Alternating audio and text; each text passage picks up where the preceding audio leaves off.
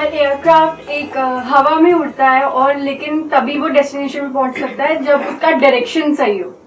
तो इंसान जब हवा में उड़ता है, इंसान जब सक्सेस से, बट उसका डायरेक्शन सही होना चाहिए। Let's give big hand for her please have seat. अगर एयरक्राफ्ट पार्क्ड है एयरपोर्ट पे तो किसी डायरेक्शन की जरूरत नहीं है। डायरेक्शन की जरूरत कब पड़ती है? जब वो हवा में हो, यानी कि एक्शन में हो। तो ऐसे ही जो भी हम हार्डवर्क करने वाले हैं अपनी लाइफ में, या जो भी एक्शन लेने वाले हैं, अनलेस एंड अनटिल हमारी डायरेक्शन ठीक है तब तक सब बकवास है। सबसे इम्पोर्टेंट ये है कि हम उस पर मटेरियल्स किस तरह का यूज कर रहे हैं। जिस तरह का मटेरियल्स यूज करेंगे उसके बाद ही वो हमें उतना ही सक्सेस दे पाएंगे, मतलब उतना ही वो ऊपर उड़ पाएगा। तो अगर मटेरियल्स उसमें सही नहीं है तो वो बहुत जल्दी क्रैश कर जाएगा और उसमें कई सारे डिफॉल्ट आएंगे। Again excellent, let's give big hand for him. यानी कि एयरक्राफ्ट को अगर हम देखें अपनी बॉडी की तरह, तो अनलेस एंड अनटिल जो एयरक्राफ्ट का मटेरियल है वो सही नहीं है तो एयरक्राफ्ट क्रैश कर जाएगा। सपोज पेपर का आपने एयरक्राफ्ट बना दिया, उसको उड़ाने की कोशिश करो तो ज्यादा दूर तक नहीं जा पाएगा, जाएगा भी तो क्रैश कर जाएगा। बारिश आई तो पता नहीं कहाँ गया वो पेपर का एयरक्राफ्ट। हमारे लिए क्या है मटेरियल? अगर देखा जाए तो अगर हम एयरक्राफ्ट हैं तो सबसे इंपॉर्टेंट जिसको हम हमेशा इग्नोर करते हैं हेल्थ, हमारी जो बॉडी है, लेकिन इसको हम भूल जाते हैं।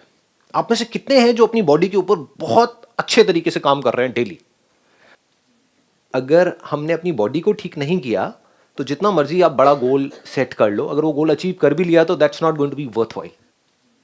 मजा ही नहीं आ रहा होगा उस टाइम पे। आप कहोगे यार चक्कर क्या है, मैंने सब कुछ तो अचीव कर लिया, मजा नहीं आ रहा लाइफ में, क्योंकि एनर्जी नहीं होगी अंदर से। ये एनर्जी कैसे मिलती है? न्यूट्रिशन।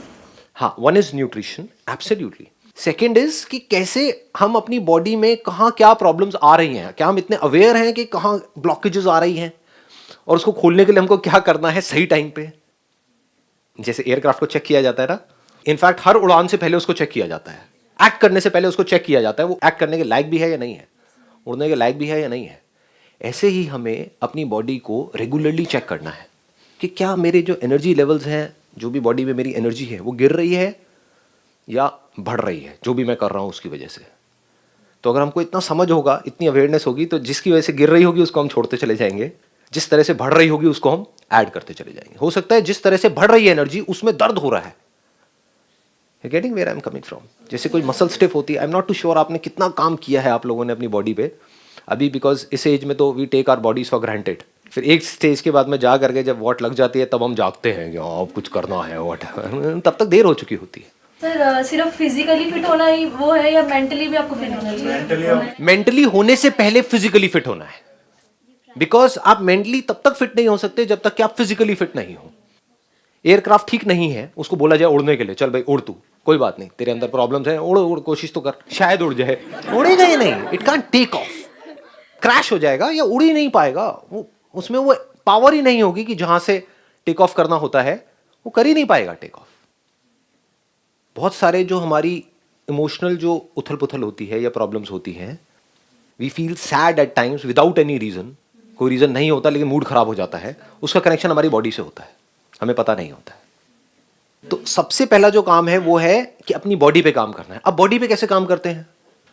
हम सोचते हैं कि हाँ भाई जिम चले जाना मतलब बॉडी पे काम करना, नहीं, वो तो ऊपर ऊपर सुपरफिशियल लेवल पे हो रहा है।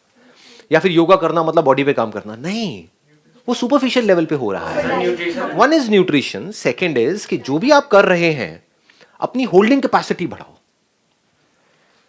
ये एक बड़ा इंटरेस्टिंग पॉइंट आपको बता रहा हूं कि अगर आप कुछ करते हो योगा में, आपके किसी पार्ट में प्रॉब्लम है, मानो बैक में यहां पे प्रॉब्लम है, तो हो सकता है आपके नेक में पेन हो रहा हो या लोअर बैक में हो रहा हो, आप किसी डॉक्टर के पास जाओ, वो आपकी नेक पे थोड़ा सा फिजियोथेरेपिस्ट कुछ करे और वो ठीक हो जाए 3-4 दिन में, और आपको मैं तो ठीक हो गया, ऐसा नहीं होता है।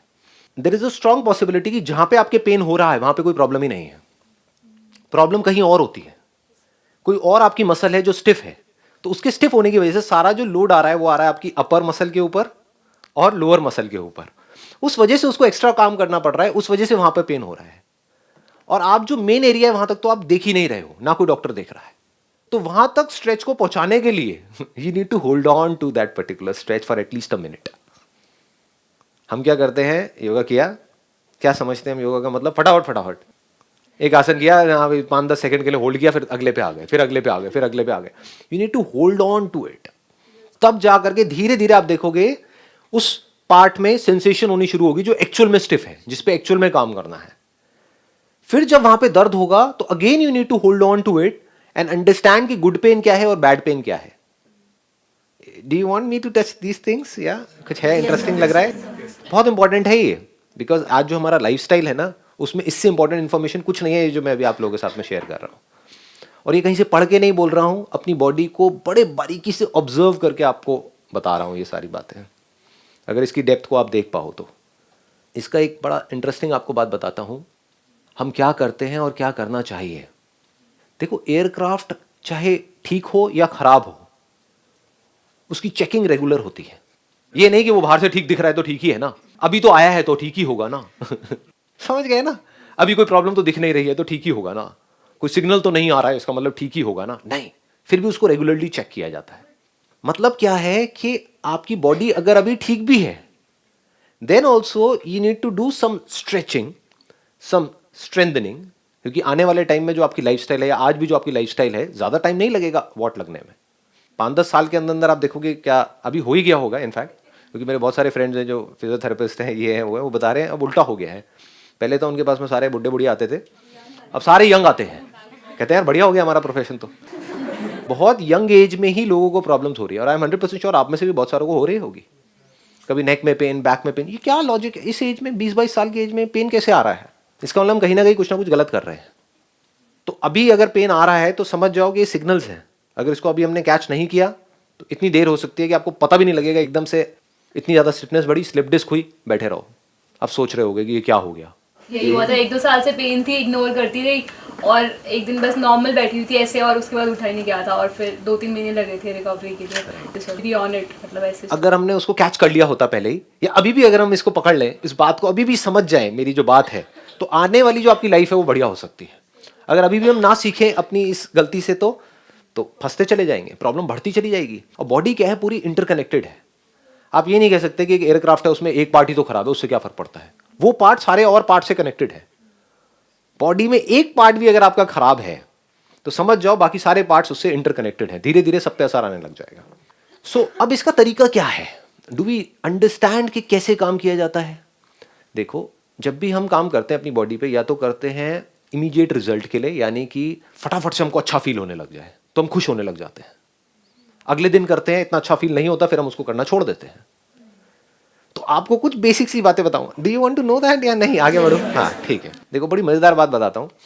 कोई भी आप एक्सरसाइज करोगे ना, तो उसका जो असर आएगा आपके ऊपर, पहले तो ये समझ लो कि एक गुड पेन होता है, एक बैड पेन होता है.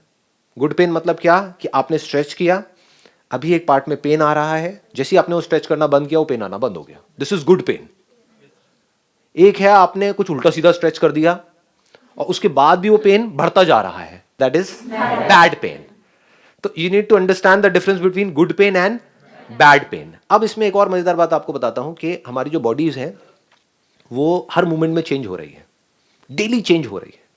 तो आज अगर आप कुछ एक्सरसाइज करोगे, उसका पेन आ रहा है मान लो इस जगह पे, तो आप कल करोगे कहीं और आने लग जाएगा, मतलब वो पार्ट अब खुल गया है, तो अब आपको पता लगेगा मैं थोड़ा सा डीपर जा रहा हूं. अगर आप डेली एक एक्सरसाइज कर रहे हो, डेली वहीं पे पेन आ रहा है जहां पर 1 साल पहले आ रहा था, इसका मतलब आप नेक्स्ट लेवल पे गए ही नहीं हो, आप वहीं घूम रहे हो गोल गोल गोल गोल. जैसे खच्चर होता है ना, गोल गोल गोल गोल घूमता है ना, उसको बांध दिया जाता है, बस वहीं घूमता रहता है. उसको लगता है कि मैं कुछ कर रहा हूं, कुछ नहीं कर रहा, वो वहीं है जहां पर 10 साल पहले था, वहीं गोल गोल गोल गोल घूम रहा है. तो पेन मस्ट शिफ्ट, आप समझ गए, वो शिफ्ट होना चाहिए. वहां से हटके वहां पे पेन होना बंद हो गया और नीचे कहीं पे आया, फिर कहीं और आया, फिर कहीं और. तो अब आपको धीरे धीरे समझ आ रहा है, अब मैं डीपर लेयर्स में पहुंच रहा हूं अपनी बॉडी के. पेन शिफ्ट होता है, और शिफ्ट तभी होगा जब आप एक किसी भी पोज को होल्ड करोगे फॉर एटलीस्ट अ मिनट. और मिनट होल्ड करने का मतलब क्या है, वो जब आप करोगे तो आपको समझ आएगा. सिंपल हाथ ऊपर करके खड़े हो जाना कभी 1 मिनट के लिए, आपको पता लगेगा होल्ड कहते किसे हैं. मतलब सिंपल कह रहा हूं मैं, कोई कॉम्प्लिकेटेड आसन नहीं करके चक्रासन में 1 मिनट तक रहना ना जी. शुरू करो, यहां से भी जाओगे जैसे ही बाहर, एक ऊपर हाथ करके स्ट्रेच तो करना चाहिए ना बैठे हुए 1 घंटे तक. तो बस हाथ ऊपर करके खड़े हो जाना आराम से, स्ट्रेच करके 1 मिनट काउंट करना, आपको पता लगेगा what is this 1 minute.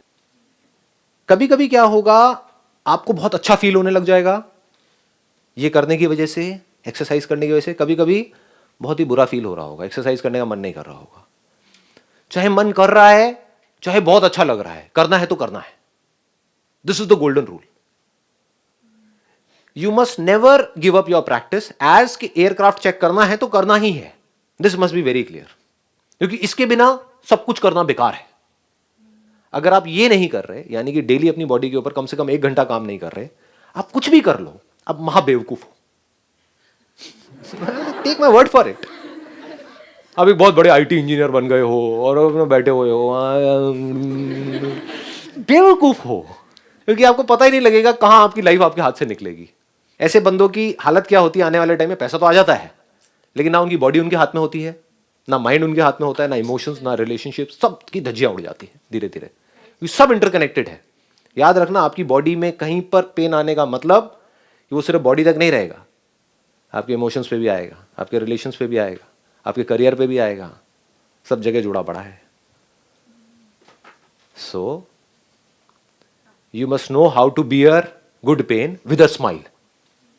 Normally जब पेन हो रहा होता है, जैसे कहीं कोई स्ट्रेच करेगा आपको, या आप खुद भी अपने आप को स्ट्रेच करोगे, पेन होगा तो ऐसे करेंगे, क्या जोर लगा रहे हैं. कभी कभी देखना अपनी शक्ल शीशे में, देखना कितना भी पेन हो रहा हो, if it is good pain, if you know what good pain is, चेहरे पे एक स्माइल होनी चाहिए. आने दो कितना आ रहा है, let it come. Sir but yoga में तो पेन को भी रिलैक्सेशन के साथ फील करना होता है ना. वही, that is what I am saying, इसीलिए मैंने स्माइल बोल दिया यहाँ सर पे. वो वाली फेस नहीं बना सकते योगा. वॉली फेस नहीं बना सकते, लेकिन वॉली फेस बनती है, राइट? हाँ, जैसे ही होल्ड करना पड़ता है 1 मिनट तक, तो अलग अलग तरह के फेसेस बनते हैं, हमारी हालत खराब होती है. अगर वैसे फेसेस बना करके आप कर रहे हो तो दैट मीन्स कि अब आप ज्यादा देर तक नहीं कर पाओगे. You must smile and do it. कुछ भी हो रहा है, ठीक है जी. Pain is not important, pleasure is not important. At times you will get lot of pleasure from it. इतना प्लेजर मिलेगा जितना आप सोच भी नहीं सकते. अभी आपको पता नहीं है इसकी डेप्थ क्या है, कि once you start working on your body, और एक बार आपकी बॉडी फिट होती चली जाती है, तो क्या होता है, एनर्जी जो है वो पूरा प्रॉपर्ली फ्लो कर रही होती है. ऐसी एनर्जी होगी कि आप कहोगे कि हो क्या रहा है. सुबह उठोगे एकदम एनर्जी से भरे हुए हो, पूरे दिन एनर्जी से भरे हुए हो, मतलब कुछ कमाल की ही एक अंदर एक फीलिंग हो रही है. तो इस फीलिंग की वजह से खुश नहीं होना है. समझ गए? खुश नहीं होना है, फंस जाओगे बुरे तरीके से. क्योंकि इस फीलिंग से अगर आप खुश हुए तो हो सकता है अगले दिन ये फीलिंग ना हो, फिर आप उसको करना छोड़ दोगे. तो चाहे कैसी भी फीलिंग हो रही है, अगर आप इस तरह से चले जिस तरह से मैं बात कर रहा हूं, तो 2-3 साल में क्या होगा कि आपने अच्छी फीलिंग्स को भी छोड़ते गए, बुरी को भी छोड़ते चले गए, अपनी प्रैक्टिस पे फोकस किया, सिर्फ और सिर्फ प्रैक्टिस. तो धीरे धीरे क्या होगा, स्ट्रेच डीपर होता चला जाएगा, मसल्स अंदर से स्ट्रांग होती चली जाएंगी, एनर्जी बढ़ती चली जाएगी, और तब भी आप एनर्जी को नहीं पकड़ोगे, अपनी प्रैक्टिस पे फोकस करोगे, तो आपकी बॉडी कमाल की बनती चली जाएगी. बट ये आपका गोल नहीं है. आपका गोल क्या है? अंडरस्टैंडिंग, जिससे कि फटाफट से इस अच्छी फीलिंग को छोड़ करके, जो मुझे अपनी बॉडी को फिट करके मिल रही है, इस सारी एनर्जी को लगा दिया जाए अपने माइंड पे काम करने में. Move on to the next level. Why be on this level? क्योंकि बॉडी अगर फिट करना आपका गोल है, तो आप में और जानवरों में क्या फर्क है? तो आपका एंड गोल वो है जहां पे जानवर अभी है, which is the beginning of animal life, यानी कि फिटनेस. जानवर सारे फिट हैं, उनको किसी योगा की जरूरत नहीं है. तो आप क्या गोल बना रहे हो अपनी लाइफ का? अगर आप फिटनेस गोल बना रहे हो या एनर्जी गोल बना रहे हो कि एनर्जी वाइज बहुत बढ़िया हो जाना है, तो आप जानवर बनने का गोल बना रहे हो. That is not the goal of yoga. Body को फिट करते चले जाओ, फिर अपनी अंडरस्टैंडिंग को गहरी करते चले जाओ. Understanding of life, understanding of your mind, understanding of this universe, फिर जाओ जहां तक जाते हो. लास्ट में आएगा अंडरस्टैंडिंग ऑफ द सेल्फ. मैं कौन? This is called self-realization. This is the ultimate goal of yoga.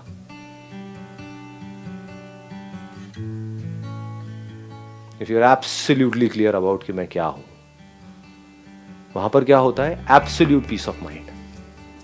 That is the highest goal of life. That is the highest goal of human life.